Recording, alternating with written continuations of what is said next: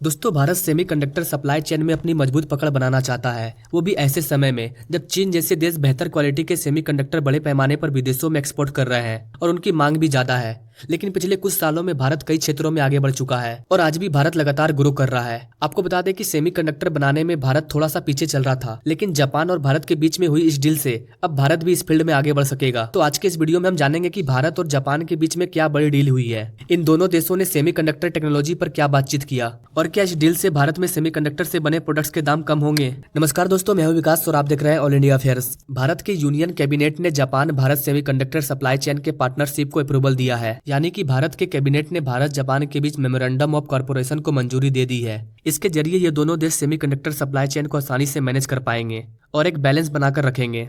दरअसल 25 अक्टूबर 2023 को union cabinet की मीटिंग हुई थी, जहां पर प्राइम मिनिस्टर मोदी भी शामिल थे और तभी इस पार्टनरशिप को अप्रूव किया गया। ये partnership ministry of electronics, information technology of India और ministry of economy, trades and industry of Japan के बीच में की गई है। इन दोनों देश का टारगेट है कि साथ मिलकर सेमीकंडक्टर इंडस्ट्री को और ज्यादा बढ़ाया जाए। इसके अलावा सेमीकंडक्टर सप्लाई चेन में भारत की एक महत्वपूर्ण भूमिका हो, यह भारत सरकार का टारगेट है। आज सिर्फ जापान ही नहीं बल्कि दुनिया के कई विकसित और विकासशील देश सेमीकंडक्टर इंडस्ट्री पर जोर दे रहे हैं, क्योंकि हम इंसान का आने वाला फ्यूचर सिर्फ टेक्नोलॉजी से भरा होगा और किसी भी तरह के टेक्नोलॉजी में सेमीकंडक्टर एक इंपॉर्टेंट रोल प्ले करता है।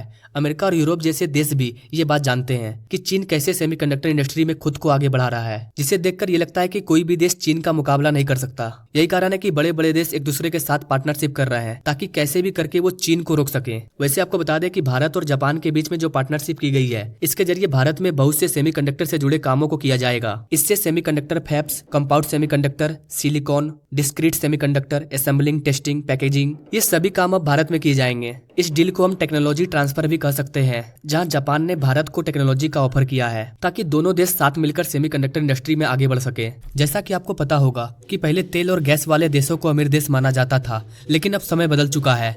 आज ऑयल और गैस वाले नहीं बल्कि सेमीकंडक्टर वाले देशों को अमीर कंट्री माना जाता है और इसमें चाइना भी शामिल है। ऐसा इसलिए क्योंकि आज हर एक फील्ड में जो ग्रोथ देखने को मिल रहा है वो सेमीकंडक्टर जैसे कुछ खास चीजों के कारण मिल रहा है और भविष्य में इसकी डिमांड भी बहुत ज्यादा बढ़ने वाली है। और जिस देश के पास ये सभी चीजें होंगी वही सबसे अमीर और विकसित देश होगा। इस बात में कोई शक नहीं है कि चीन और साउथ कोरिया जैसे देश भविष्य में और ज्यादा ग्रो करेंगे, क्योंकि इन देशों के पास वो सभी लेटेस्ट टेक्नोलॉजी मौजूद है जिसकी डिमांड भविष्य में सबसे ज्यादा बढ़ेगी। अगर भारत के सेमीकंडक्टर इंडस्ट्री की बात करें तो 2021 में भारत में ये 23.2 बिलियन यूएस डॉलर की थी, लेकिन कहा जा रहा है कि 2028 तक ये 83.3 बिलियन यूएस डॉलर की हो जाएगी।